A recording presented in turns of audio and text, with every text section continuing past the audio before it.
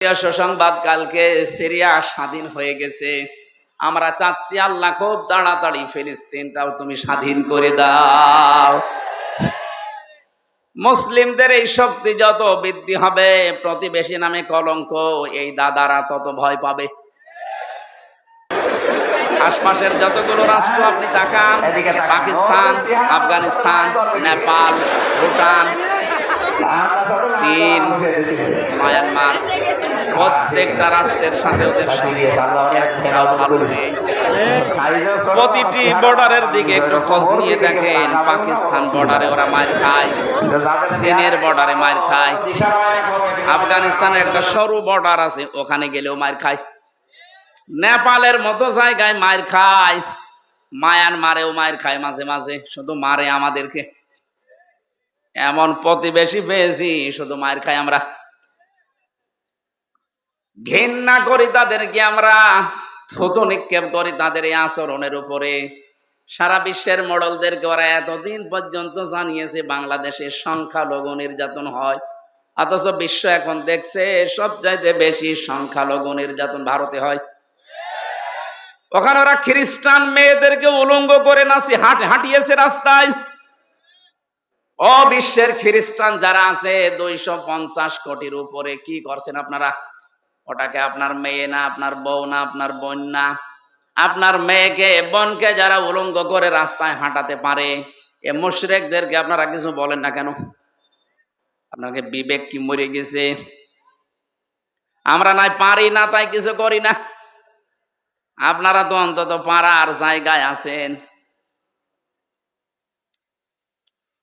মসজিদ গুলো যখন ভেঙে ভেঙে ভুয়া ধোয়া তুলে, কি বললাম, ভুয়া ধোয়া তুলে মসজিদ গুলো ওরা ভেঙ্গে ভেঙ্গে মন্দির বানাচ্ছে।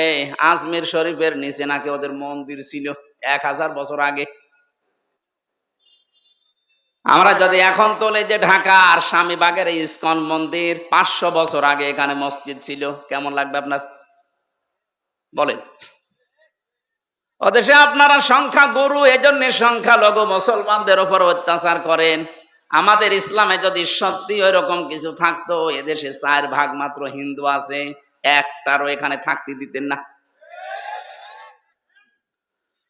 আপনারা ধোয়া তুলবেন, এই জন্য আগস্টের 5 তারিখের পর থেকে দেশের জনগণ নিজেদের দায়িত্ব নিয়ে মন্দির পর্যন্ত পাহারা দিয়েছে।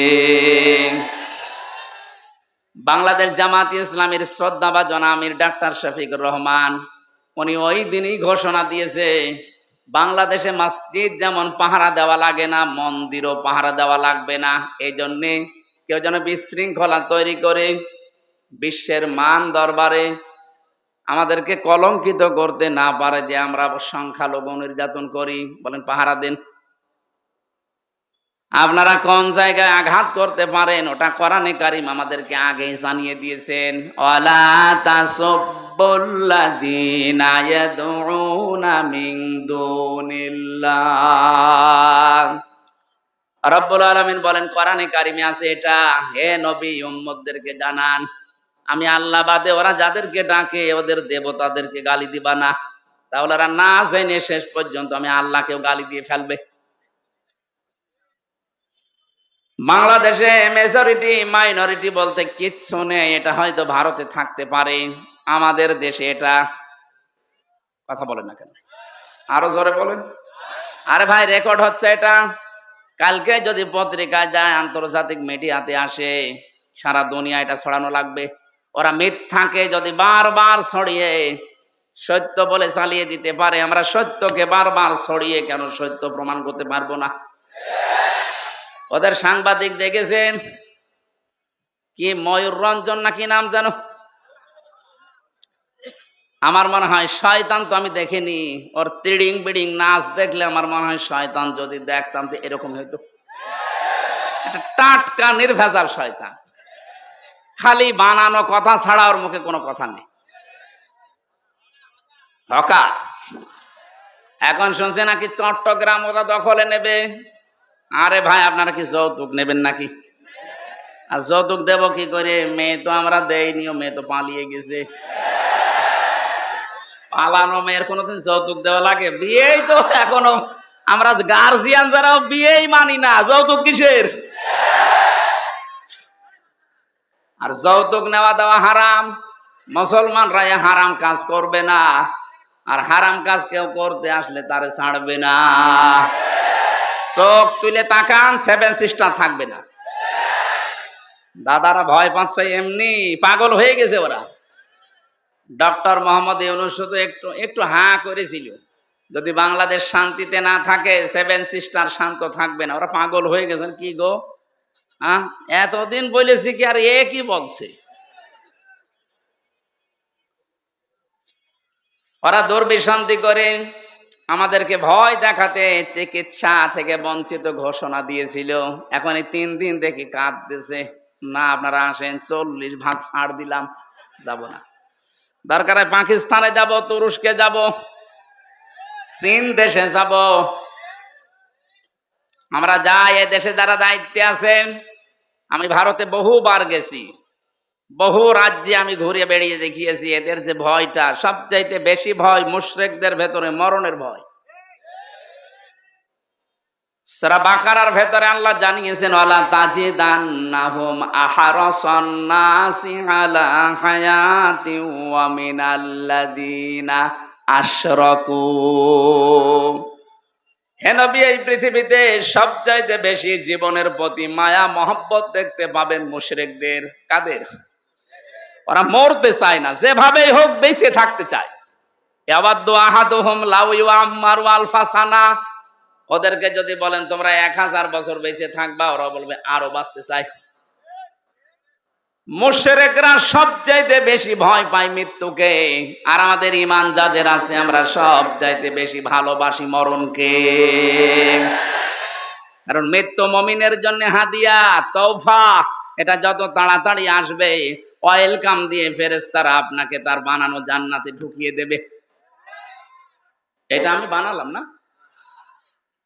সূরা নাহাল 32 নাম্বার আয়াতে আল্লাহ জানিয়েছেন, কিন্তু এটা মিলা লাগবে আবার আপনার জীবনে। আল্লাযীনা তাতাওয়াফফাহুমুল মালাইকাতু তাইয়্যিবিনা ইয়াকুলুনা সালামুন আলাইকুম উদখুলুল জান্নাতা বিমা কুনতুম তা'মালুন। বলেন আল্লাহু আকবার। আল্লাহ পাক বলেন, মরণের বিছানায় যখন মুমিন আছাড় খেয়ে পড়ে, ফেরেশতা পাঠিয়ে দেয়। 2 জন 4 জন 5 জন না, মালাইকা বহু বচন দিয়েছেন আল্লাহ। হাজার হাজার ফেরেশতা আসে তোর কাছে। আসার পরে যদি দেখে তোর জীবনটা তাজ্জিব পবিত্র ছিল। তাফসিরে মুফাসসির লিখেছেন, তাজ্জিবি না মানে এটা পোশাক পবিত্র না, শরীরের পবিত্র না, এটা বিশ্বাসের পবিত্রতা। ওদের বিশ্বাসের ভেতরে শিরিক ঢোকানো, আর আমরা যা করি আমাদের বিশ্বাসের ভেতরে ঈমান ঢোকানো। কথা বলেন না কেন? যাদের বিশ্বাসে শিরিক আছে পাল্টাবেন। আপনার বিশ্বাস যদি পবিত্রতা অর্জন করতে পারে, যখন এই বিছানায় মরণে আষাঢ় খেয়ে পড়বেন, ফেরেশতারা বলবে উদখুলুল জান্নাহ, প্রবেশ করেন। শুধু প্রবেশ করবেন না, সালাম, শান্তির সাথে করেন। বিমা কুনতুম তা'মালুন, দুনিয়ায় যা করতেন সেইটার কারণে। ও বাংলার মুসলমানেরা, আমরা আহ্বান জানাবো, যারা দায়িত্বে আছেন, খুব তাড়াতাড়ি পররাষ্ট্রনীতির কিছু নিয়ম নীতি আছে। প্রতিবেশী নামে কলঙ্ক, এই দাদাদের সাথে সব ব্যবসা বাণিজ্য, সব কূটনৈতিক সম্পর্ক ছিন্ন করে দেন। কোনো দরকার নেই। এগুলো আপনি পাকিস্তানের সাথে আবার ফিরে যান, চীনের সাথে বাড়ান, তুরস্কর সাথে বাড়ান। মুসলিম দেশ এখনো 57টা আছে, গতকালকে আর একটা হয়েছে 58টা। এতগুলো দেশের সাথে সম্পর্ক থাকলে এরা এমনিতেই চিন্তায় মরে যাবে। আজকে দেখেন না, সকালবেলা সুর নরম হয়ে গেছে। বলছে আমরা যে সরকার আসে এখন দায়িত্বে, এই উপদেষ্টা মন্ডলের যারা দায়িত্বে আছে এদের সাথে শক্তভাবে মিলে কাজ করতে চায়। কেন? এতদিন তো বলতেন এরা অবৈধ, ঠেলায় পড়িস। এই কথা বলে না কেন? ঠেলায় পড়লেও বাঘেও ধান খায়, ও ধান খাবে এবার। আমি যে কথা বলতে পর্যন্ত এসেছিলাম, সম্মান মর্যাদা যদি সত্যি আমরা ফিরে পেতে চাই, দিন যত যাবে বাড়তেই থাকবে, আপনার ইমানটাকে শিরিক মুক্ত করবেন। তাজ্জিবিনা মানে শিরিক মুক্ত ইমান। 2 নম্বরে ওয়াল্লাযীনা উতুল ইলমা দারাজাত, যাদেরকে আল্লাহ ইলম দিয়েছে তাদের মর্যাদা আল্লাহ বাড়াবে। প্রশ্ন আসতে পারে, দুনিয়ায় কত মানুষের তো ইলম ছিল, মর্যাদা বাড়ে নাই। হ্যাঁ ঠিক আছে, আমি নাম নিয়ে বলছি, মাওলানা ফরিদউদ্দিন মাসুদ, মাওলানা রুহুল আমিন, এরা আলেম না? কথা বলে না কেন? এরা আলেম ছিল, এদেরও মর্যাদা মানুষ দিত, কিন্তু দেখেন শুধু পাল্টিয়ে গেছে। সময়টা একটু পাল্টানোর কারণে সারা বাংলাদেশে যেখানে যাবেন এই 2 জনের নাম বলেন, আলেম নামে মানুষ জালেম বলে ঘৃণা করবে। এই ঘৃণাটা তৈরি করে দিল কে? কে? আল্লামা সাইদি রহমতুল্লাহ আলাইহি, উনিও তো আলেম ছিলেন। উনি দুনিয়ায় নেই, তারপরও সারা পৃথিবীতে তার নামে দোয়া হচ্ছে। আর এমন আলেম, ওনারা গেছে বাইতুল মোকাররমে জোর করে ইমামতি করার জন্য, জনগণ জুতা দিয়ে পিটিয়েছে। পরের দিন স্ট্যাটাস দিয়েছে যে জুতা মেরেছিল কিন্তু আমার গায়ে লাগেনি। আপনি আর কত অপমান হবেন? এই যে দারাজাত বহু বচন দিয়েছেন আল্লাহ, কেন জানেন? কারণ দিন যত যাবে, জ্ঞানের উপরে যারা আমল করে তাদের মর্যাদা আল্লাহ তত বাড়াবে। যারা যতটুকু জ্ঞান পেয়ে আমল করেছে, আপনি তাকান, তাদের মর্যাদা আল্লাহ বাড়িয়ে দিয়েছে। আল্লামা জনায়েদ বাবুনগরী রহমতুল্লাহ আলাইহি, তার নাম শুনলে মানুষ এখন দোয়া করে। আল্লামা শাহ আহমেদ শফি রহমতুল্লাহ আলাইহি, তার নাম শুনলে মানুষ দোয়া করে। আর এরা জীবিত থাকতে দোয়া তো দূরের কথা, জুতা খায়। এজন্য জ্ঞান অনুযায়ী আপনাকে কাজ করা লাগবে। জ্ঞানের বাইরে যদি কাজ করেন, হ্যাঁ হয়তো ভয়ে অথবা বিভিন্ন স্বার্থের কারণে মানুষ আপনাকে সম্মান দেবে, কিন্তু দিন যত যাবে আপনাকে আল্লাহ পচাবে। কথা বলেন না কেন? পৃথিবীতে সবচাইতে বেশি জ্ঞানের উপরে আমল করেছিল, কাজ করেছিল কারা? নবীরা। কারা? এবার নবীদের দিকে তাকান, সূরা ইয়াসিন 30 নম্বর আয়াত। ইয়া হাসরাতান আলাল ইবাদ মা ইয়াতিহিম মির রাসূলিন ইল্লা কানু বিহি ইস্তাহজিউন। আমার বান্দাদের জন্য আমার আফসোস, আমার আক্ষেপ হয়, এমন কোন নবী রাসূল দুনিয়ায় পাঠালাম না যার সাথে সমসাময়িক ব্যক্তিরা, সমসাময়িক শাসকরা জুলুম, অত্যাচার, নির্যাতন, ঠাট্টা, বিদ্রূপ, উপহাস করে নাই। এ কথা বলছে কে? আরো জোরে বলেন। নবীদের চরিত্র খারাপ ছিল? মানুষকে কষ্ট দিত? কেন তাদের উপর অত্যাচার? একটাই কারণ, আমি প্রত্যেকটা নবীর জীবনী অন্তত যতগুলো কোরআনে পেয়েছি, পড়ে দেখেছি, প্রতিটি নবীর জীবনে একই অবস্থা, কারণ তারা জ্ঞানের উপরে আমল করত। কথা বলে না কেন? জ্ঞানের উপরে আমল করতে গিয়ে অনেকের নাম পর্যন্ত তারা হারিয়ে ফেলেছে। হযরতে মুসা আলাইহিস সালাম, ইহুদিরা তার নামটা পর্যন্ত পরিবর্তন করে দিয়েছে জোসেফ। এখন তামাম দুনিয়ায় যারা ইহুদি আছে, মুসা নবীকে আর মুসা বলে না, বলে জোসেফ। কি বলে? খ্রিস্টানরা হযরতে ঈসার নাম পাল্টিয়ে দিয়েছে যিশু। 250 কোটির উপরে খ্রিস্টান তামাম দুনিয়ার 257টা রাষ্ট্রে কম বেশি আছে। আপনি যেখানেই যাবেন দেখবেন ঈসা নবীকে ওরা ডাকে, কিন্তু ঈসা আলাইহিস সালাম বলে না, ঈসা ইবনে মারিয়ামও বলে না, বলে যে যিশু। কি বলে? বলেন। আমাদের জাতির পিতা হযরতে ইব্রাহিম আলাইহিস সালামের নাম তারা পাল্টিয়ে দিয়েছে আব্রাহাম। হযরতে দাউদ আলাইহিস সালামের নাম তারা পাল্টিয়ে দিয়েছে ডেভিড। মুসলিম বিজ্ঞানী ছিল আল ক্যামি, তার নাম পরিবর্তন হয়ে গেছে কেমিস্ট্রি।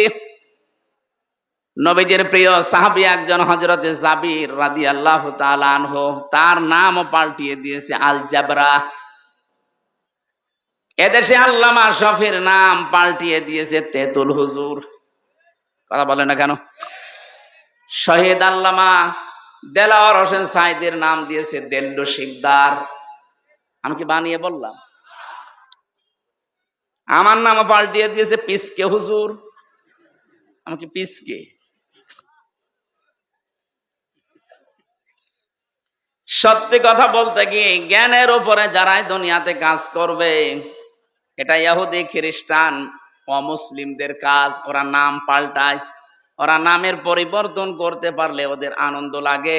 এই জন্যে শহীদ আন্তর্জাতিক জিয়া বিমানবন্দরের নাম পাল্টিয়ে আলাদা করে দিয়েছে। কথা বলেন না কেন? ওয়ালা তালমিজু আনফুসাকুম ওয়ালা তানাবাজু বিল আলকাব বিইসাল ইসমুল ফুসুক বাদাল ঈমান ওয়া মান লাম ইয়াতুব ফাউলাইকা হুমুজ জালিমুন। আল্লাহ বলেন নাম পাল্টাবা না। আজ যারা নাম পাল্টানোর হিরিক 15 বছর তৈরি করেছিলেন, কি হয়েছে? সে নাম তো আবার সব পাল্টিয়ে যাচ্ছে। কথা বলেন না কেন? টয়লেট থেকে শুরু করে সংসদ পর্যন্ত প্রতিটি জায়গায় নাম পাল্টাতে পাল্টাতে আর পারে নাই। সেটা পায়খানা টয়লেটের নামও দিয়েছে বঙ্গবন্ধু টয়লেট। আর কোথায় দেবেন? জাতে মাতাল হলো, কিন্তু তালে ঠিক ছিল। জিয়ার নাম মুছে দিয়েছে ঠিক, এমন একজনের নাম দিয়েছে যেটা মুসলমানদের আবেগের জায়গা, যেন এটা পাল্টাতে না পারে। আপনি এখান থেকে মুছে দিয়ে কি করবেন? আমি আরাফাতের ময়দানে ছিলাম, ওখানে জিয়াউর রহমান লক্ষ লক্ষ গাছ লাগিয়েছে, নিম গাছ।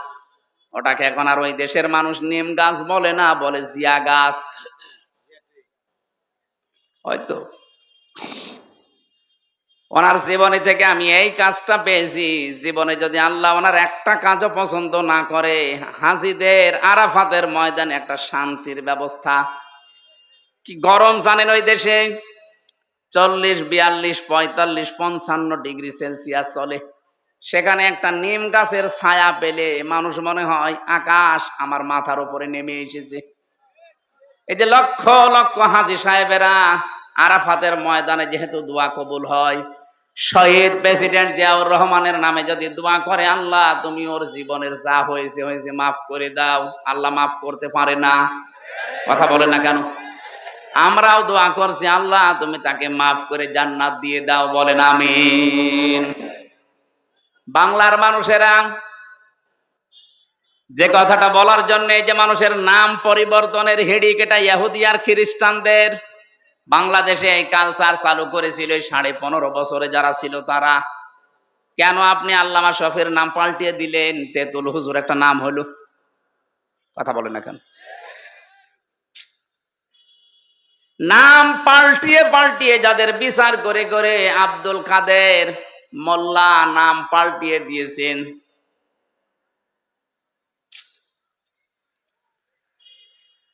যেই ময়দানে দাঁড়িয়ে বিচার করেছিলেন ওই ময়দান আবার রেডি হয়ে গেছে। এতদিন যাদের বিচার করেছেন সোনা সাক্ষীর উপরে, এখন আপনার গণহত্যার জন্য বিচার হবে দেখা সাক্ষীতে। পৃথিবীতে যারা গণহত্যার সাথে জড়িত, আমি তাদের জীবনী পড়ে দেখেছি। এত ঘৃণিত করে আল্লাহ দুনিয়ায় তাদেরকে রেখেছে। হিটলার, চেঙ্গিস খান, এ কথা বলছেন না কেন? ওরা যদি গণহত্যার সাথে জড়িত হওয়ার কারণে ওদের আল্লাহ ঘৃণিত করে দেয়, নিন্দিত করে দেয়, এখন কি কেউ হিটলার ছেলের নাম রাখে? Genghis Khan? বলেন বলেন। আপনি যা করেছেন, আপনার নাম সুন্দর হতে পারে, যোগের আবর্তনে, কালের আবর্তনে দেখবেন সময় একদিন আসবে আপনার নামটাই গণহত্যার কারণে চেঙ্গিস খানের মতো, হিটলারের মতো ঘৃণিত হয়ে যাবে। যাদেরকে আপনি করেছিলেন তাদের নাম তো ঘৃণিত হয়নি, এখন তাদের নাম শুনলে মানুষ রহমতুল্লাহ আলাই পড়ে।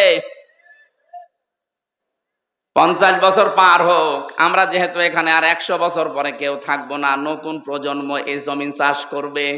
দেখবেন ওই জামানায় মানুষ এটাকে গালি হিসাবে ব্যবহার করবে, চেঙ্গিস খানের মতো। কথা বলেন না কেন?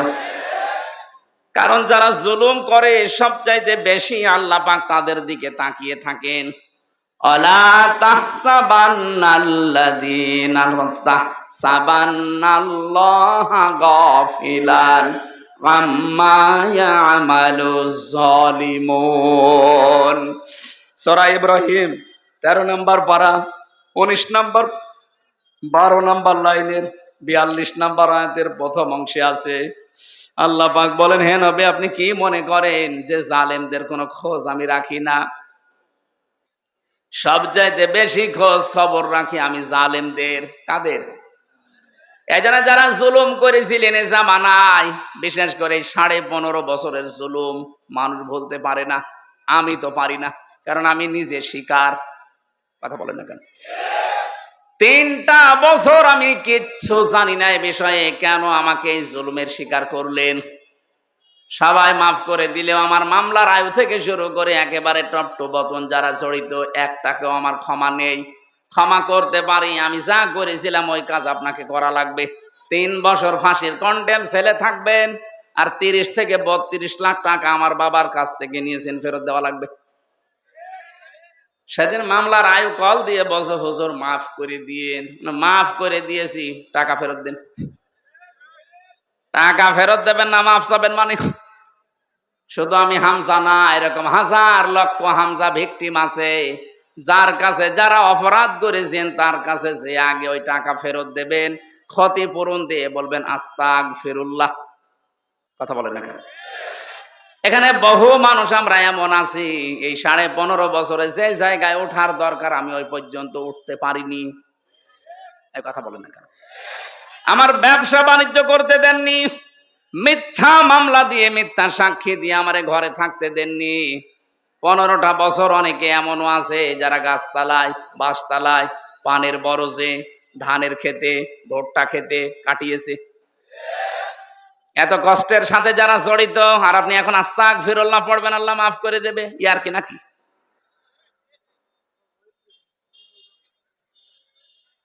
আমি শুধু শিক্ষা নেওয়ার জন্য 2-1টা জায়গায় এগুলো বলেছি, যে আমাকে এই কষ্টটা দেওয়া হয়েছিল রিমান্ডে, মাটির নিচে নিয়ে, জেলখানার কন্ডেম ছেলে ফাঁসির।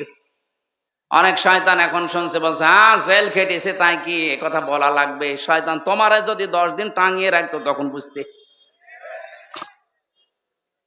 কত অসহায় থাকে ওখানে মানুষ জানেন আপনি? কি করেছেন ইসলামের জন্য, আপনার কি অবদান আছে বলেন তো দেখি? কেউ 8 বছর, কেউ 10 বছর, কেউ 14 বছর পড়ে আছে দুনিয়ায়, কেউ জানে না কি কষ্ট স্বীকার করেছে। এক একটা মানুষ, একটা দিন যায় মনে হচ্ছে 2 বছরের সমান। কেউ নেই আপনার আশপাশে, 24 ঘন্টা এতটুকু জায়গায় তালা মারা বসে থাকবেন, কতটুকু সময় পারবেন বলেন?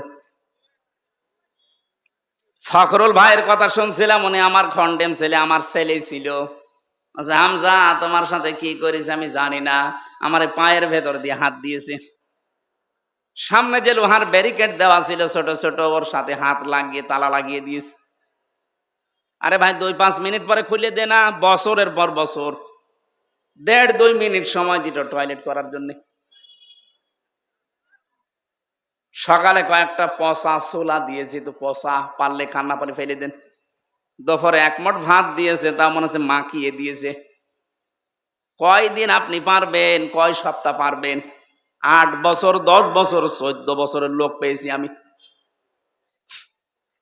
এত বড় বড় নখ হয়ে গেছে, ওরা দেওয়ালের সাথে খুশিয়ে খুশিয়ে ভাবে লিখে রেখেছে ভাঙা ভাঙা অক্ষরে, যে ভাই যদি কেউ বাইরে যেতে পারেন এই নাম্বারটা একটু জানাবেন যে আমি বেশি আছি। এখনো পর্যন্ত অনেকে জালেমের সাফাই গায়ের বলে, কি হয়েছে যে ওনার পালানো লাগলো? কি হয়েছে? আপনার সাথে তো হয়নি, আপনি টের পাবেন না। এই লোকটারে জিজ্ঞাসা করেন। যাদের সাথে হয়েছে তারা যদি বলে যে আমি মাফ করে দিলাম, আমার কোনো দায় নেই, কিন্তু আমারটা হবে না, আমার টাকা ফেরত দেওয়া লাগবে। আর আমার মতো 3 বছর ফাঁসির কন্ডেম ছেলে বিনা কারণে পড়ে থাকা লাগবে, তাও যোগাযোগ বিচ্ছিন্ন হয়ে। এমনি দুঃখে বলছি না, আমার ছোট মেয়েটা আজ পর্যন্ত আমার কাছে আসে না, ও আমার চেনেও না। কি করেছিলাম আমি? তার আমি 7 মাস রেখে গেছি, এখন তার বয়স 4.5 বছর। ও মনে করে এরকম হামসার মতো বহু হুজুর আমাদের বাড়িতে দেখা করতে আসে, এ মনে হয় ওইরকমই একটা হুজুর। যেদিন আমি জেল থেকে বাড়িতে আসলাম, নিচে এসে আমার বলছো, হুজুর চলেন আমাদের বাড়িতে চলেন। আমি যে ওর বাবা, ও জানে না, মনে করছে আর একটা হুজুর।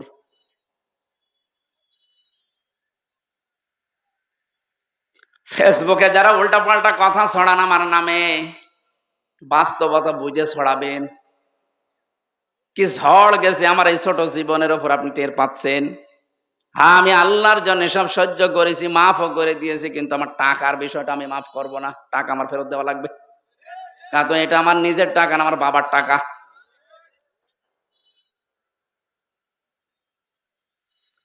নামের হিড়িক যারা চালিয়েছিলেন এতদিন, কি হচ্ছে আপনাদের নাম এখন?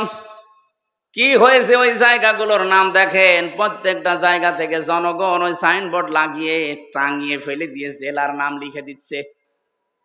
কুষ্টিয়ায় ওখানে একটা বানিয়েছিল ব্রিজ, নাম দিয়েছিল, এখন জনগণ ওইটা উল্টিয়ে লিখে দিয়েছে কুষ্টিয়া ব্রিজ। কি হলো আপনার এই নাম দিয়ে? এই নামের হিড়িক যেন সামনে আর কেউ পরিবর্তন করার হিড়িক তৈরি না করেন, তাহলে আপনার 5 বছরের পরে নামটা কিন্তু পরিত্যক্ত হয়ে যাবে। কোরআনে কারিমে আল্লাহ জানে খবিয়াতান দিয়েছেন, আমি উজাড় করে দেব, পরিত্যক্ত বানিয়ে দেব। বলেন নাউজুবিল্লাহ। তাহলে আজকে থেকে সম্মান আর মর্যাদা যদি কেউ পেতে চায়, ঈমান আনা লাগবে শিরিক মুক্ত। কথা বুঝতেছেন? ঈমান আনা লাগবে শিরিক মুক্ত। প্রশ্ন আসতে পারে, আমাদের শিরিক মুক্ত হইতো ঈমান না। আমাদের এরকম ঈমান আবু জাহেলের ছিল। কি আমি কি বানিয়ে বলছি? এই যে আলেম বসে আছে মাদ্রাসার মুহতামিম, সূরা আনকাবুতের ভেতরে আছে, ওয়ালা ইন সাআলতাহুম মান খালাকাস সামাওয়াতি ওয়াল আরদা লা ইয়াকুলুন্নাল্লাহ ফাআন্না তুফাকুন। রব্বুল আলামিন বলেন, হে নবী, ওদেরকে যদি জিজ্ঞাসা করেন আকাশ আর জমিন, চন্দ্র সূর্য কে বানিয়েছে, লা ইয়াকুলুন্নাল্লাহ, লামে তাকিদ নুনে সাকিলা, গ্যারান্টি দিয়ে বলবে আল্লাহ বানিয়েছে। এগুলো কে বানিয়েছে? ওরা গ্যারান্টি দিয়ে বলবে আবু জেহেল যে আল্লাহ বানিয়েছে। ও কাবা শরীফের সভাপতি ছিল, আপনি তো সিরাজগঞ্জ মসজিদের সভাপতি। সিরাজগঞ্জ গোল চত্বরের মসজিদের সভাপতি হয়ে আপনি বগল বাজাচ্ছেন যে আমি জান্নাতে যাব না, যাবে কে? আপনি যদি এরকম ঈমান নিয়ে জান্নাতের আশা করে বসে থাকেন, তে আবু জেহেল কি দোষ করেছিল? ও তো সিরাজগঞ্জের মসজিদের সভাপতি না, ও ছিল কোন মসজিদের? কাবার। এমনকি যেদিন বদরের ময়দানে যাবে, ওই দিন কাবার গিলাফ ধরে কেঁদে কেঁদে বলছিল, কাবার মালিক তুমি আসো, আমি জানি আমি মোহাম্মদের বিরুদ্ধে অস্ত্র নিয়ে যাচ্ছি বদরের ময়দানে, সত্যের পক্ষে যে আছে তাকে তুমি বিজয় দিয়ে দিও। ওর দোয়া ছাতা কবুল হয়ে গেছে, কারণ ও তো সত্যের পক্ষে ছিল না। সত্যের পক্ষে যিনি ছিলেন, আল্লাহ তাকে বিজয় দিয়েছে। কথা বলেন ঠিক কিনা? এজন্য আমার মূল কথা এই, আমরা যদি সত্যি ঈমান আনতে পারি, ঈমানটা শিরিক মুক্ত হওয়া লাগবে। শিরিক আমি এক কথায় বলছি, আল্লাহ যেটা পারে ওইটা অন্য কেউ পারে, এই কথা বিশ্বাস করার নাম শিরিক। আর শিরিক যে করে সে মুশরিক। বুঝেছেন কিনা বলেন? না বললে আমি আবার রিপিট করব। আল্লাহ যেটা পারে ওইটা অন্য কেউ পারে, বিশ্বাস করার নাম শিরিক। শিরিক যে করে সে মুশরিক। কথা বলেন।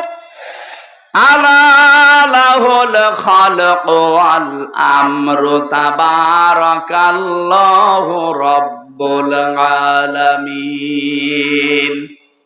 আল্লাহ পাক বলেন, সৃষ্টি যার, হুকুম চলবে তার। এটা আমি বানালাম। সূরা আরাফের ভেতরে আছে 54 নম্বর আয়াত। আল্লাহ পাক বলেন, সৃষ্টি যার, হুকুম চলবে তার। যেহেতু এই জমিন বানিয়েছে আল্লাহ, এখানে হুকুম চলার কথা কার? সুতরাং এই জমিন আল্লাহর, এখানে যারা আল্লাহর আইন বাদ দিয়ে অন্য আইন দাঁড় করাতে চান, তারা শিরিক করছেন। আর শিরিক যে করবে সে, আরো জোরে। এটা বারবার বলছি কেন? কারণ এখন একটা মোক্ষম সময় চলছে। আপনারা জানেন সারা বাংলাদেশ থেকে যে এখন সংবিধান সংস্কারের কাজ চলছে, জানেন না? 96% মুসলমানের সবাই যদি আমরা আওয়াজ ধরি, যারা দায়িত্বে আছেন, সংবিধান এখন হবে এই দেশে মুসলমানের দেশে কোরআন। কারণ সংবিধান নামে একটা সূরা কোরআনে আল্লাহ দিয়েছেন, ফুরকান। ফুরকান মানে সংবিধান, ফুরকান মানে কি? এখানে 74টা আয়াত আছে, 73টা ধারা আছে। মুসলমানের দেশে যদি এই 73টা ধারা দিয়ে সংবিধান তৈরি করা যায়, এই দিয়ে যদি দেশ চালানো যায়, এই দেশটা হয়ে যাবে মিনি জান্নাত। আর আমরা এটাই চাই। এক কথা বলছেন না কেন? এই জন্য আমরা আহ্বান জানাচ্ছি, সংবিধান যখন সংস্কারের কাজ চলছে, পরিবর্ধনের জন্য আলেমদেরকে আপনারা ডাকছেন, একটু কথাটা মেনে নেন। এতদিন তো 53 বছর দেখলেন বিভিন্ন নিয়ম নীতি, এখন একটু এইটা দেখেন না কেন? এই ধারা লাগবে না, শুধুমাত্র এই 73টা ধারা একটু সংযোজন করে দিন। বাকি ধারা একটাও লাগবে না। আমি গ্যারান্টি দিলাম, 41 সাল টার্গেট দিয়েছিল, ওরা 41 সাল লাগবে না, 41 দিনেই বাংলাদেশ রোল মডেল হয়ে যাবে। কারণ চুরি হবে না, ডাকাতি হবে না, জেনা নেই, ধর্ষণ নেই। এই 73টা ধারার ভেতর আল্লাহ সব লুকিয়ে রেখেছেন, শুধু এগুলো প্রয়োগ করা দরকার। কারণ যিনি বানিয়েছেন তিনি জানে যে ওর দুর্বলতা কোথায়। কথা বলেন না কেন? এই জন্য আল্লাহ ঠিক ওইভাবে করে আইনগুলো সেট করেছেন, একটাও নেই। এই জন্য আমরা নিরাপত্তা পাই না, স্বস্তিতে শান্তিতে নিশ্চিন্তে বাস করতে পারি না। অমান দাখালাহু কানা আমিনা। আল্লাহ পাক বলেন, কাবার যে চত্বরটা আমি এটা কিন্তু নিরাপত্তা দিয়ে ঢেকে রেখেছি। কাবার যে এলাকাটা এটা নিরাপত্তা দিয়েছে কে? কেন?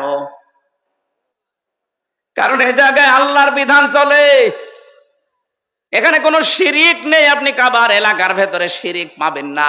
হ্যাঁ, কাবার বাইরে যান, সেখানে চিন্তায় আছে, মারামারি আছে, ঝগড়াঝাটি আছে, কিন্তু কাবার ভেতরে আমি দেখেছি এটা নিরাপদ জায়গা। আল্লাহ কোরআনে কারিমে সূরা আলে ইমরানের 93 নম্বর আয়াতে জানিয়েছেন, ওয়ামান দাখালাহু কানা আমিনা। এখন আমার প্রশ্ন, বাংলাদেশ কি কাবা শরীফ? ঘুমাচ্ছেন? বলেন বাংলাদেশ কি কাবা শরীফ? কত দূরে এটা? 650 কিলোমিটার দূরে কাবা থেকে। তাহলে 56,000 বর্গ মাইলকে যদি কাবার মতো নিরাপদ বানাতে চান, স্বস্তি শান্তি নিরাপত্তা দিয়ে ঢেকে রাখতে চান, অবশ্যই এখানে কিছু একটা করা লাগবে। কি সেটা?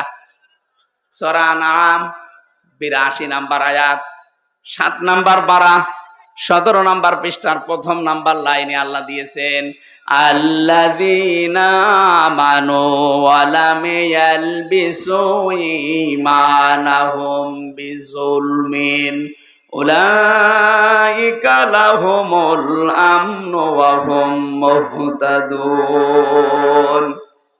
আল্লাহ পাক বলেন, যারা ঈমান আনবে আর ঈমানের সাথে জুলুমকে মিশ্রণ করবে না। এখানে জুলুম মানে শিরিক। জুলুম মানে কি? যারা জুলুমকে মিশ্রণ করবে না ঈমানের সাথে, উলাইকা লাহুমুল আমনু। আল্লাহ যেন এভাবে দেখাচ্ছেন, উলাইকা লাহুমুল আমনু, এই মানুষগুলো শান্তির হকদার। সুতরাং আল্লাহ শান্তি দেওয়ার মালিক, স্বস্তি দেওয়ার মালিক, নিরাপত্তা দেওয়ার মালিক। রব্বুল আলামিন সূরা কুরাইশ নাজিল করে গ্যারান্টি দিয়েছিলেন কুরাইশদেরকে, লিলাফি কুরাইশিন ইলাফিহিম রিহলাতাশ শিতাই ওয়াস সাইফ ফালিয়াবুদু রাব্ব হাযাল বাইত আল্লাযী আত'আমাহুম মিন জু' ওয়া আমানাহুম মিন খাউফ। বলেন আল্লাহু আকবার। যদি এই ঘরের মালিকের ইবাদত করতে পারো, ক্ষুধা লাগলে খাবারের ব্যবস্থা আল্লাহ তোমাদের করে দেবে। আর যদি ভয় পাও, ভয়ের সময় নিরাপত্তা দেবে, স্বস্তি শান্তি ফিরিয়ে দেবে। আমাদের 56,000 বর্গ মাইল সত্যি যদি আমরা এখন নিরাপত্তা দিতে চাই, যেভাবে প্রতিবেশীরা আধা জল খেয়ে লেগেছে, নিরাপত্তা দিতে হলে, ষড়যন্ত্র থেকে বাঁচাতে হলে জাতিকে শিরিক থেকে বাঁচাতে হবে, তাছাড়া সম্ভব না। আর আমরা চাই এই জন্যে এদেশ যেন শিরিক মুক্ত হয়। বহু চেষ্টা আমরা বিভিন্ন কায়দায় চালাচ্ছি, কিন্তু জাতি এত অজ্ঞ, বিশেষ করে মেয়েরা। আবার শোনেন, আল্লাহ যেটা পারে ওটা অন্য কেউ পারে বিশ্বাস করার নাম শিরিক। শিরিক যারা করে তারা সন্তান দিতে পারে কে? অন্য কেউ পারে। বিশ্বাস যারা করেন তারা কিন্তু শিরিক করছেন। আমি একটা উদাহরণ দিলাম না, আইন দিতে পারে আল্লাহ। আল্লাহর আইন বাদ দিয়া যারা অন্য আইন এখানে জারি করার চেষ্টায় আছেন, আপনি নামাজ পড়লে, রোজা রাখলে, হজ করলে, যাকাত দিলেও আপনি মুশরিক। আশা করছি আপনি বুঝেছেন। এরপরও যদি কেউ না বোঝার ভান করে থাকেন, আপনাকে কোরআন শরীফ দিয়ে হবে না, বুখারী শরীফ দিয়ে হবে না, আপনার বাকারি শরীফ লাগবে। আল্লাহ আপনাকে বোঝার তৌফিক দিন, বলেন আমিন। এজন্য ঈমান আনার পাশাপাশি জ্ঞান অনুযায়ী যদি আমরা আমল করতে পারি, দিন যত যাবে সৃষ্টি জগতের সামনে আমাদের মর্যাদা সম্মান আল্লাহ বাড়াতেই থাকবে। আল্লাহ যেন আমাদেরকে এটা দেখান, বলেন আমিন। কোরআনে কারীমের সূরা মুতাফফিফিন, এখান থেকে মাত্র ৩-৪টা আয়াত আমরা তেলাওয়াত করেছি তাফসীর আকারে। আপনারা সেই মাগরিব থেকে বসে আছেন তো, আমি দেখতে পাচ্ছি অনেকে ওঠাউঠি করছে। এটা পেশাব পায়খানার ব্যাপার আছে, আবার অনেকের বিড়ির নেশা আছে। বিড়ি খাওয়ার যাদের নেশা আছে এই মানুষগুলো তো উঠবে, এদেরকে আপনি ওয়াজ করে ঠেকাতে পারবেন না। সুতরাং যাদের পেশাব পায়খানা, বিড়ি খাওয়ার খুব নেশা লেগেছে, আপনি খেয়ে আবার চলে আসবেন। একেবারে চলে যেন না, খেয়ে আবার চলে আসবেন। আসবেন তো ইনশাআল্লাহ। আমরা কোরআনে কারীমের সূরা মুতাফফিফিন, এই খুব ভালো করে শুনবেন, এটা একটা আমাদের সামাজিক জীবনের কাজ। আল্লাহ পাক বলেন মুতাফফিফিন মানে কি? যারা নেওয়ার সময় বেশি করে নেয় আর দেওয়ার সময় ওজনে কম দেয়, এ মানুষগুলোর ধ্বংস কামনা করেছে আল্লাহ নিজে, বলেন নাউজুবিল্লাহ। আজ আমাদের পরিবার, সমাজ আর রাষ্ট্র এই ওজন কম বেশি এইটার কারণে ধ্বংস হয়ে যাচ্ছে। আমি যেমন বিশ্ববিদ্যালয়ে দেখেছি অনেক স্যার যারা আছে, যারা ডক্টর, বিভিন্ন ভার্সিটি থেকে যারা ডক্টরেট করে আসে, আল আজহার থেকে, মদিনা থেকে, বিশ্বের বিভিন্ন জায়গা থেকে তারা জ্ঞান আহরণ করে আমাদেরকে যারা শিক্ষা দেয়, তারা কিন্তু নেওয়ার সময় বিভিন্ন জায়গা থেকে ভালোই নিয়েছিল, কিন্তু দেওয়ার সময় আর সঠিকভাবে দিতে চায় না। তখন বলে প্রাইভেট পড়া লাগবে, কোচিং করা লাগবে, বা উনি অন্য বিশ্ববিদ্যালয় প্রাইভেটে যে ক্লাস করায়। আমি শুধু ভার্সিটির স্যারদের উদাহরণ দিলাম এই জন্যে, এটা প্রাইমারি থেকে শুরু করে একেবারে কলেজ পর্যন্ত সব জায়গায়, হাফিজি মাদ্রাসা থেকে একেবারে দাওরা মাদ্রাসা পর্যন্ত, 1 থেকে কামেল পর্যন্ত প্রত্যেকটা জায়গার জন্য বলছি, শিক্ষক যারা আছেন, নেওয়ার সময় যারা বেশি বেশি জ্ঞান অর্জন করেন, দেওয়ার সময় যারা সঠিকভাবে দিতে চান না ছাত্রদেরকে, তখন আবার প্রাইভেট পড়া লাগবে, কোচিং করা লাগবে, আপনি কিন্তু ধ্বংস হয়ে যাবেন। এক কথা বলছেন। আল্লাহ সূরার শুরুতে এইটাই জানিয়েছেন, ওয়াইলুল লিল মুতাফফিফিন আল্লাযীনা ইযা তালু আলান নাসি ইস্তাওফুন। ধ্বংস হয়ে যাক ওই মানুষগুলো যারা নেওয়ার সময় বেশি নেয়, দেওয়ার সময় কম দেয়। আর সারাটা জীবন আমরা এই লাইনে আছি, নেওয়ার সময় কিন্তু এলেম, নেওয়ার সময় জ্ঞান বিভিন্ন জায়গা থেকে যেভাবে সংগ্রহ করি, কিন্তু ওইটা যখন বিলোপন করার সময় হয়, ডেলিভারি দেওয়ার সময় হয়, এটা তখন আর সঠিকভাবে আমরা দিতে চাই না, বিভিন্ন ক্রস কারণ দেখিয়ে আমাদেরকে আল্লাহ ধ্বংস করে দেবেন। অনেকেই মনে করি যে এটা শুধু দোকানদারদের জন্য, তারা ওজনে কম বেশি করে না, এটা সবার জন্য প্রযোজ্য। হযরতে শুআয়ব আলাইহিস সালামের জামানায় তার জাতিকে আল্লাহ যে 2টা কারণে ধ্বংস করেছিলেন, তার 1 নম্বরে তারা ওজনে কম বেশি করত। আজ উম্মতি মুহাম্মদী আমরা দাবি করে হাজারো মানুষ এখানে আছি যারা খাদ্যে ভেজাল দেয়, খাদ্যের ভেতরে বিভিন্ন বিষ মিশিয়ে দেয়। এই কথা বলেন না কেন? এই যে ফরমালিন যারা দেন, এইটা খেয়ে যদি কোনো মানুষ অসুস্থ হয়, তার বিভিন্ন শরীরের অর্গানগুলো নষ্ট হয়ে যায়, লোকটা যদি মৃত্যুর কোলে ঢলে পড়ে। আপনি তো ফলের ভেতরে, সবজির ভেতরে, খাদ্যের ভেতরে ফরমালিন দিয়েছিলেন, বিষ দিয়েছিলেন, ঔষধ দিয়েছিলেন, কিন্তু কিয়ামতে আপনি যখন উঠবেন তখন মানুষ হত্যাকারীর তালিকায় উঠবেন। আমি তো আয়াত পড়ার পরে দেখতে পাই বাংলাদেশে বহু মানুষ হত্যাকারীর তালিকায় কিয়ামতে উঠবে। কথা বলেন ঠিক কিনা? এজন্য খুব সাবধান, এই জায়গায় কোনো খাদ্যে ভেজাল দেবেন না। খাদ্যের কৃত্রিম এই যে বিভিন্ন মানুষ টাকা পয়সার জন্য এগুলো সংকট তৈরি করেন, আপনি যে কত বড় অপরাধী আল্লাহর কাছে আপনি টের পাচ্ছেন না। যারা খাদ্যের কৃত্রিম সংকট তৈরি করে মানুষকে কষ্টে ফেলে রাখেন, আল্লাহ পাক বলেন যখন মানুষ খাবার থাকার পরেও সংকট তৈরি করে তখন আমার আরশ কেঁপে যায়। কারণ পৃথিবীতে সবচাইতে বেশি আদর আর মহব্বত করে বানিয়েছিলাম আমার বান্দাকে। এই বান্দা বান্দিদেরকে যারা জিনিস থাকার পরও কষ্ট দেয় ওদেরকে আমি আল্লাহ ঘৃণা করি। বলেন নাউজুবিল্লাহ। বাংলাদেশে এটা মাঝে মাঝে আমরা দেখি, সম্পদ থাকার পরও, খাদ্য থাকার পরও কৃত্রিম সংকট তৈরি করে করে মানুষকে কষ্টে ফেলে দেয়। যেই ধনীগুলো এগুলো করছেন, ইয়ামহাকুল্লাহুর রিবা ওয়া ইউরবিস সাদাকাত, হারাম কোন জিনিসে আল্লাহ বরকত দেয়নি, বরকত আল্লাহ দিয়েছে হালালে। এজন্য হারাম ইনকাম যারা করেছেন আপনি তাকান তাদের দিকে।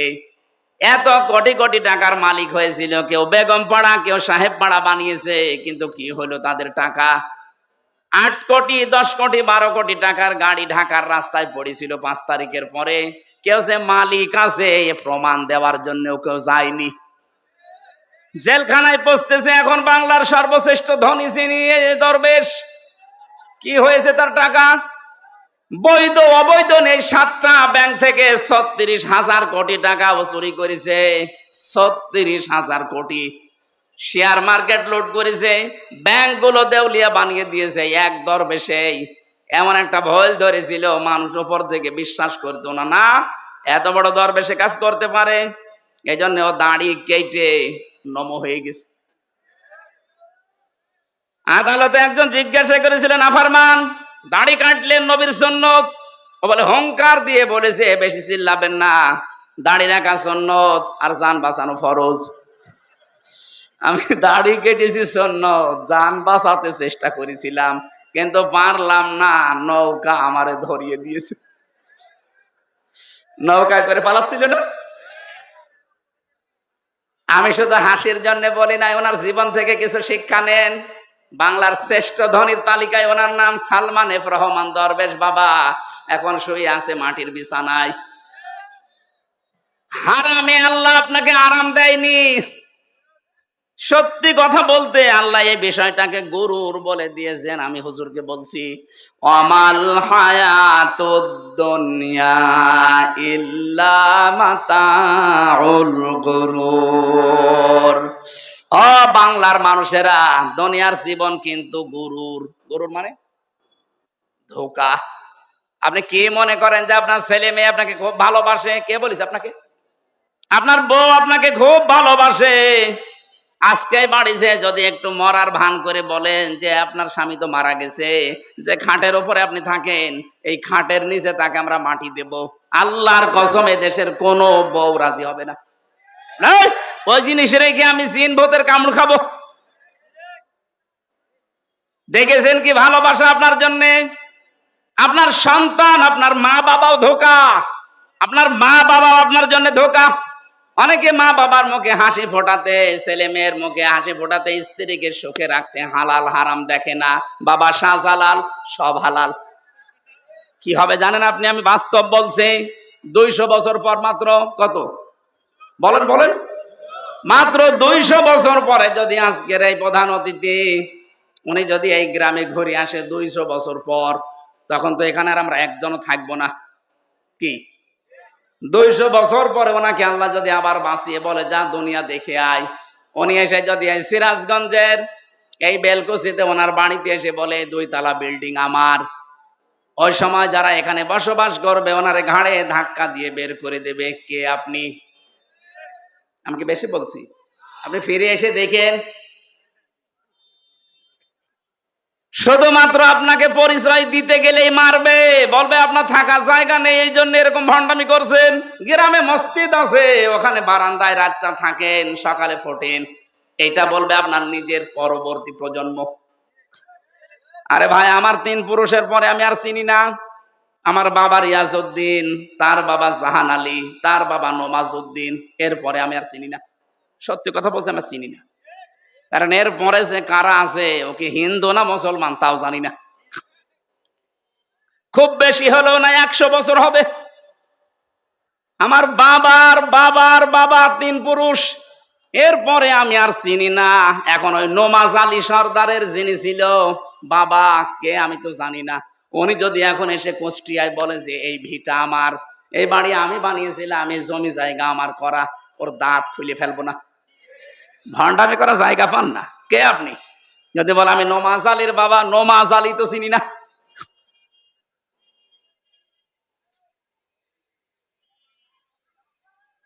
দুনিয়ার জীবনটা সত্যিই কিন্তু ধোঁকা। এই জন্য হারাম অবৈধ ইনকামের পথে যারা পা বাড়িয়েছেন আপনি থামেন, নয়তো কিন্তু এইটাই আপনার কাল হয়ে দাঁড়াবে। আরে ভাই, মানুষের জীবন তো সফল ওই লোকটা ফামাঙে সহসিহানিন্নার ওয়া উদখিলাল জান্নাতা ফাকাদ ফাজ। আল্লাহ পাক বলেন ওই লোকটার জীবন সফল, সাকসেস, যাকে আমি আল্লাহ আস্তে করে জাহান্নামের কাজগুলো ছেড়ে দেওয়ার তৌফিক দেই আর আস্তে আস্তে জান্নাতের কাজের দিকে এগিয়ে দেই। এটা এক অর্থ। 2 নাম্বার অর্থ হচ্ছে যাকে কিয়ামতে আমি আল্লাহ জাহান্নামের আগুন থেকে মুক্ত করে জান্নাতি বলে ঘোষণা দিয়ে দেব, এই লোকটার জীবন সফল। কোরআনে কারিমে আল্লাহ ইসকাও নামের রাহিকিম মাখতুম খিতামুহু মিস্ক ওয়াফি যালিকা ফালিয়াতানা ফাসিল মুতানাফিসুন। জোরে বলেন আমিন। রব্বুল আলামিন জানিয়েছেন ইসকাও নামের রাহিকিম মাখতুম। রাহিক শব্দের শাব্দিক অর্থ হচ্ছে শরাব, মদ। আল্লাহ পাক এমন মদ তোমাদেরকে পান করাবেন, এমন শরাব। এই মদের বর্ণনা আল্লাহ দিয়েছেন খিতামুহু মিসকন, মিস্ক আম্বর দিয়ে যার মুখটা আটকানো থাকবে। আজ পর্যন্ত ওই মদের বোতল কেউ খোলে নাই। মদের বোতল এমনিতেই গন্ধ হয়ে যায় যদি আটকিয়ে রাখেন কোনো জিনিস, এটা পৃথিবীর নিয়ম। পৃথিবীর কোনো জিনিস যদি কেউ এক জায়গায় রেখে দেয়, যত দামি জিনিস হোক, ওটা নষ্ট হয়ে যাবে। আপনি পানি এক জায়গায় রেখে দেন, দেখেন গন্ধ হবে, পোকামাকড় তৈরি হবে, দুর্গন্ধ বের হবে। কথা বলছে না কেন? পচন ধরে যাবে। লোহা লক্কড় এক জায়গায় রেখে দেন, দেখেন জং ধরবে, মরিচা পড়বে, আস্তে আস্তে নষ্ট হয়ে যাবে। পৃথিবীর নিয়মই এইটা, কোনো জিনিস এক জায়গায় রাখলে ঠিক থাকে না, আর মুখ আটকালে তো ওটা আগে নষ্ট হয়ে যায়। আল্লাহ পাক বলেন একটা মেয়াদ আছে, এরপরে ওটা ঠিক থাকে না। সে বোতল জাত বলেন আর যাই বলেন, আল্লাহ বলেন আমি এমন মাখতুম দিয়েছি খিতামুহু মিস্ক, এটা আমি মেশকে আম্বর দিয়ে মুখটা আটকিয়ে দিয়েছি। অফি যালিকা ফালিয়াতানাফাসিল মুতানাফিসুন। এই মদ যারা খাবে, দিন যত যাবে তাদের চেহারা পাল্টাতে থাকবে, তারা মাতাল হবে না, কোনোদিন হুঁশহারা হবে না।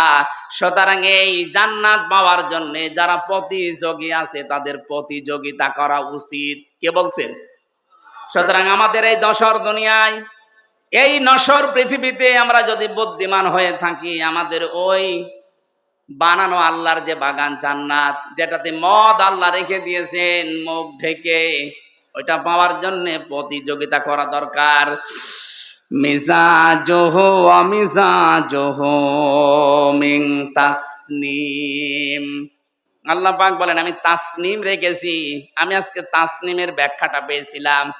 তাসনিম মানে আমরা মনে করি, এটার ব্যাখ্যায়, তাসনিমের ব্যাখ্যায় আছে সবচাইতে উত্তম এবং সুন্দর পানি। বিশ্বের ভেতরে এখন একজনের নাম আপনারা শোনেন, এই যে নীতা আম্বানি, ভারতে বাড়ি। এই মেয়েটা যে পানি খায়, এ পানির নাম অ্যাকোয়া ডি ক্রিস্টোলা। এক এক বোতল 750 গ্রামের বোতলের দাম বাংলাদেশের টাকায় 51 লাখ টাকা। এক বোতল পানি মাত্র 750 গ্রাম, 51 লাখ টাকা দিয়ে এক বোতল পানি খায়। এরকম যদি 10 বোতল পানি রাত দিন মিলে লাগে, হিসাব করে তো কত টাকা আসে। 5 গ্রাম স্বর্ণের স্বর্ণ পোড়ানো যেটা আছে পানি, ওই যে ছাই আছে স্বর্ণ পোড়ানো, ওইটা ওর ভেতরে দেওয়াটা স্বাস্থ্যের জন্য নাকি ভালো। আল্লাহ পাক বলেন জান্নাতের যে মিজাজুহু তাসনিম, এটা যদি মানুষের ভেতরে যায়, দিন যত যাবে তার চেহারা তত গ্লেজ দেবে। এজন্য নীতা আম্বানির বয়স অনেক, 60 বছরের উপরে, কিন্তু মনে হচ্ছে 30 বছর বয়স। আমার মনে হয় মিডিয়া যারা আছে, নীতা আম্বানির নাম শুনে রসপিকার মতো আবার আমার কোন তাল লাগায় আল্লাহ জানে। এরা খালি প্যাচ লাগানোর ধান্দায় আছে। আমি তো একটা উদাহরণ দিলাম তাসনিম দিয়ে। এত উত্তম পানি আল্লাহ আমাদের জন্য ব্যবস্থা করে রেখেছেন। আইনাই ইয়াশরাবু বিহাল মুকাররাবুন। যারা আল্লাহর সান্নিধ্য প্রাপ্ত বান্দা হবে তাদেরকে আল্লাহ এই আইনুন মানে ঝর্ণা, এখান থেকে পান করাবে। জোরে বলেন আমিন। আমাদের ওই যোগ্যতা আছে কিনা আপনি নিজেই বুঝতে পারছেন, আপনি ওই জায়গায় যেতে পারবেন কিনা। এই জন্য হাওয়া হারাম, অবৈধ, নেওয়ার সময় বেশি বেশি নেওয়া, দেওয়ার সময় কম কম দেওয়া, এই সমস্ত কাজ কারবার ছেড়ে দেওয়া লাগবে। খাদ্যে ভেজাল দেওয়া, ওজনে কম বেশি করা, মানুষকে ঠকানো, এগুলো সব মনে করবেন আমার নিজের জন্য ঠকছি আমি। একজনকে ঠকানো মানে আমি আগে নিজে ঠকলাম, কারণ কিয়ামতে এই ঠকা জিনিস আগে তাকে দেওয়া লাগবে। দুনিয়ায় কাউকে যদি কেউ ঠকান, আগে দুনিয়ার ময়দানে না, কিয়ামতে যখন আল্লাহ বিচার করবে, ওইটা আগে তাকে ফেরত দেওয়া লাগবে। কি দিয়ে দেবেন? দুনিয়ায় যে কয়টা ভালো কাজ করেছিলেন নেকির কাজ দিয়ে দেওয়া লাগবে। এজন্য সবচাইতে বড় আহাম্মক ওই লোকটা, যে লোকটা মানুষের ক্ষতি করে আনন্দ পায়, অথচ এইটার দ্বারা তার নিজের ক্ষতি হয়। আল্লাহ তুমি আমাদেরকে সহজভাবে যা বোঝার তৌফিক দেন, বলেন আমিন। আপনার দ্বারা যদি কারো উপকার নাও হয়, দুনিয়ায় যেন কারো ক্ষতি করবেন না, কারণ ক্ষতি করা মানে নিজের পায়ে কোড়াল মারা। হযরতে হাসান বসরি রাহমাতুল্লাহ আলাইহি, উনি একজনের কাছে ফলের ঝুড়ি সাজিয়ে সাজিয়ে পাঠিয়ে দিলেন। লোকটা ফলের ঝুড়ি জিজ্ঞাসা করছে, কে পাঠিয়েছে? বলে হাসান বসরি। ও জিজ্ঞাসা করে, কেন? আমি তো তার নামে বদনাম করলাম, আর সে আমার জন্য ফলের ঝুড়ি পাঠিয়েছে। ডাক দিয়ে বলে, আল্লাহর বান্দা, সে খুব ভালো করে জানে আপনি যে বদনাম করলেন ওই দোষ সে করে নাই। যে দোষ লোকটা করে নাই, ওই দোষের বদনাম যদি তার নামে কেউ দেয়, অমাইয়া কিসবে খতিয়াতান আও ইসমাং সুম্মা রমি বিহি বারিয়াং ফাকাদ হিতামালা বুহতানা ওয়া ইসমাম মুবিনা। সূরা নিসা 112 নম্বর আয়াতে আল্লাহ জানিয়েছেন, পৃথিবীতে এমন অনেক আহাম্মক মার্কা মানুষ আছে, নিজে অন্যায় করে, নিজে দোষ করে, অপরাধ করে, আর এটা একটা নির্দোষ ভালো মানুষের মাথার উপরে চাপিয়ে নিজে ভালো সাজে। এ যেন প্রকাশ্য পাপের বোঝা বহন করে নিয়ে বেড়াচ্ছে। এটা যদি সত্যি আল্লাহ আজকে আমাদেরকে দেখাতো, এদেশে বহু মানুষ রাস্তায় বের হতে পারতো না। হযরত আদম আলাইহিস সালামের সন্তানদেরকে আল্লাহ যে শরীয়ত দিয়েছিলেন, ওইটা যদি এখন থাকতো, বহু আল্লাহর ওলি মার্কা মানুষ ধরা খেয়ে যেত। ওই জামানার শরীয়ত ছিল, কেউ যদি কোরবানি দিত তাহলে চাটিয়াল ময়দানে রেখে আসা লাগতো। যার টাকা হালাল, আকাশ থেকে আগুনের ঝলক এসে ওটা পুড়িয়ে ফেলতো। আমার মনে হয় ওই শরীয়ত যদি এখন থাকতো, কত হাসির কোরবানি যে চাটিয়াল ময়দানে পড়ে থাকতো, মানুষ বুঝতো যে সুদের টাকা, ঘুষের টাকা। কথা বলেন না কেন? নাকি এলাকায় সুদ বন্ধ হয়ে গেছে? এই যে যারা টাকা ছেড়ে রাখেন, মাসে মাসে টাকা আসে, 1000 দিলে 100 টাকা করে বেশি দেয়, এটা এলাকায় নেই? এটা মায়ের সাথে জেনা করার গুনাহ হচ্ছে। কে হুজুর বলেন আপনাদের? কেন ওনার কথা মানা যায় না? কিয়ামতে যেদিন ধরা খাবেন, বলবেন আল্লাহ আমাদের কাছে কেউ আসেনি, ওই লোকটা দাঁড়াবে তখন, ডাক দিয়ে বলবে সুদ ওরা খেয়েছে, আমি নিষেধ করার পর ওরা শোনে নাই। এই জন্য যারা এ কাজ করছেন, যেহেতু এতদিন না জেনে হয়তো খেয়েছেন, এখন থেকে ছেড়ে দেওয়া লাগবে। মায়ের সাথে জেনা করার এই গুনাহ আজকে থেকে আর করা যাবে না, বন্ধ হওয়া লাগবে। যারা টাকা ছেড়ে রেখেছেন, টাকা আসে, এই ব্যবসা কারা কারা বন্ধ করবেন? হাত তোলেন। ও, এলাকায় আসি, হালকা পাতলা আছে, বেশি না, ঠিক আছে, আপনারা চালান।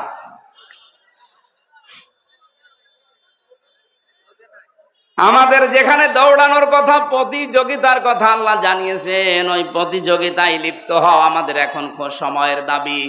যাই আছে জমিন ঠিক থাকবে এভাবে, আপনি আর আমি 100 বছর পরে আর কেউ থাকবো না। সুতরাং যেটা আল্লাহ বানিয়েছেন ওই জমিনের দিকে আপনি দৌড়াবেন, তার নাম বাগান, জান্নাত। রব্বুল আলামিন বলেন ওই জান্নাতের দিকে দৌড়াও। ওয়াসারিউ ইলা মাগফিরাতিম মির রাব্বিকুম ওয়া জান্নাতিন আরদুহাস সামাওয়াতু ওয়াল আরদ উইদ্দাত লিল মুত্তাকিন। আল্লাহ আমাদেরকে আয়াতগুলো প্র্যাকটিক্যাল লাইফে মেনে চলার তৌফিক দিন, বলেন আমিন। আমি ছেলে বসে বসে যে কয়টা বই লিখেছিলাম তার ভেতরে একটা আমার কাছে আছে আজকে এই গাড়িতে, সৃষ্টি জগৎ নিয়ে লেখা। এটা অনেক তথ্য দেওয়া আছে, আপনারা পেয়েছেন কিনা জানি না, যাওয়ার সময় এটা নিয়েছেন। আল্লাহুম্মা আমিন। লা ইলাহা ইল্লা আনতা সুবহানাক ইন্নী কুনতু মিনাজ জালিমিন। রব্বুল আলামিন কোরআনে কারীম থেকে যেই কয়টা কথাই বলেছি তুমি আমাদের জীবনে সেট করে দাও। এ মাহফিলের আয়োজন করতে গিয়ে তোমার যে বান্দাগুলো শ্রম দিয়েছে, তুমি তো দেখেছো কে কিভাবে এগিয়ে এসেছে। কোরআনের প্রচারে, কোরআনের প্রসারে, কোরআনের শিক্ষায় যারা এগিয়ে আসে, আল্লাহ তুমি তাদের জীবনের অভাব করে দাও। সম্মানিত সভাপতি